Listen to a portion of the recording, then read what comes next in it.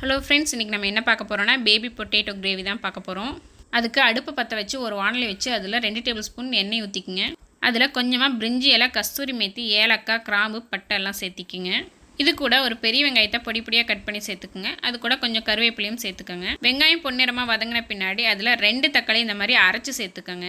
தக்காளி பச்சை வாசம் போகிற அளவுக்கு வதங்கணும். அதுக்காக கொஞ்சமாக தண்ணியும் ஆட் பண்ணிக்கோங்க. இதில் தேவையான மசாலாலாம் ஆட் பண்ணிக்கலாம். 1/2 டேபிள் ஸ்பூன் மஞ்சத்தூள், 1 டேபிள் ஸ்பூன் தனி மிளகாய் தூள், 1 டேபிள் ஸ்பூன் கரம் மசாலா, தேவையான அளவு உப்பு. இது எல்லாத்தையும் மிக்ஸ் பண்ணிவிட்டு மூடி வச்சிடலாம். நல்லா கொதி வரட்டும். ஒரு 5 நிமிஷம் கொதிச்சா போதும். தக்காளி மசாலாவோட பச்சை வாசம் போனால் போதும். இப்போ நம்ம இதில் வேக வச்சு தோல் உரிச்சிருக்கிற பேபி பொட்டேட்டோஸ் எல்லாம் ஆட் பண்ணிக்கலாம்.